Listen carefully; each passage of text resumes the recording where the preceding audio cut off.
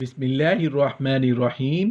السلام علیکم ورحمۃ اللہ وبرکاتہ۔ شرمگاہ سے نکلنے والی رطوبتوں کے احکام۔ ایک سوال پوچھا گیا ہے کہ ایسی عورت جس کو وقفے وقفے سے سیال مادہ آتا ہو وہ وضو کر لے، پھر وضو کے بعد نماز سے پہلے اس کو دوبارہ مادہ آ جائے تو وہ کیا کرے؟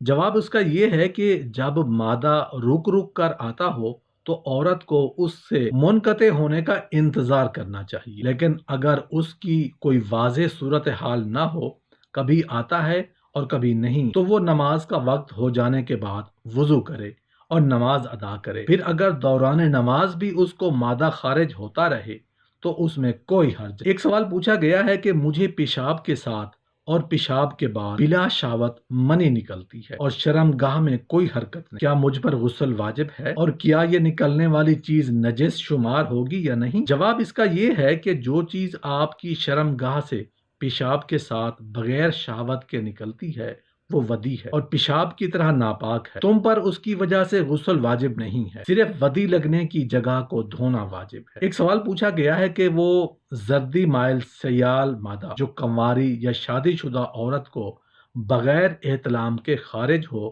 تو اس کا کیا ہو؟ کیا عورت اس کے نکلنے سے غسل کرے؟ جواب اس کا یہ ہے کہ اگر تو یہ سیال مادہ مزی ہے تو عورت پر غسل واجب نہیں، اور اگر وہ منی ہو اور نکلے بھی شہوت یا احتلام کے ساتھ تو اس پر غسل کرنا واجب ہے۔ ایک سوال پوچھا گیا ہے کہ ان سیال مادوں کا کیا حکم ہے جو عورتوں کی شرمگاہ سے خارج ہوتے، کیا ان کا حکم ودی کا حکم ہے؟ جواب اس کا یہ ہے کہ ان کا حکم پیشاب کا حکم ہے۔ عورتوں پر ان سے استنجا کرنا، شرعی وضو کرنا اور ان کے جسم و لباس کو ان میں سے جو لگے اس کو دھونا لازمی ہے۔ ایک سوال پوچھا گیا ہے کہ عورت اپنی منی، مزی اور شرمگاہ سے نکلنے والے سیال مادوں میں کیسے فرق کرے؟ جواب اس کا یہ ہے کہ عورت کا پانی مرد کے پانی کے برخلاف پتلا اور زردی مائل ہوتا ہے، جبکہ مرد کا پانی گاڑھا اور سفید ہوتا ہے۔ رہی مزی تو وہ سفید رنگ کا پتلا سا مادہ ہے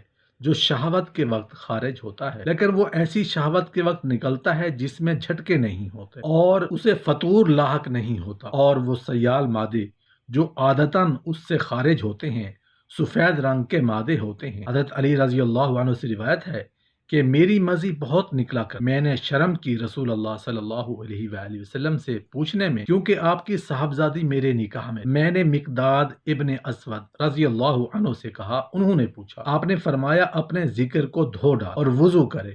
حضرت علی رضی اللہ عنہ نے کہا، مجھے شرم آئی مزی کا مسئلہ پوچھتے ہوئے۔ رسول اللہ صلی اللہ علیہ وآلہ وسلم نے بوجہ فاطمہ رضی اللہ عنہ کے میں نے مقداد رضی اللہ عنہ سے کہا، انہوں نے پوچھا، آپ نے فرمایا مزی نکلنے سے وضو لازم آتا ہے، غسل ضروری نہیں۔ حضرت عبداللہ بن عباس رضی اللہ عنہ سے روایت ہے کہ حضرت علی رضی اللہ عنہ نے کہا، ہم نے مقداد کو بھیجا رسول اللہ صلی اللہ علیہ وآلہ وسلم کے پاس، انہوں نے پوچھا اگر کسی آدمی کی مزی نکلے تو وہ کیا کرے؟ آپ نے فرمایا کہ وضو کر ڈالے اور شرمگاہ کو دھو ڈالے۔ مزی ایک سفید رقیق پانی ہے جو شہوت کے وقت نکلتا ہے، اس کے نکلنے کے بعد شہوت کم نہیں ہوتی اور کبھی اس کا نکلنا محسوس نہیں ہوتا، اور مرد اور عورتوں دونوں میں یہ پانی نکلتا ہے، بلکہ عورتوں میں زیادہ۔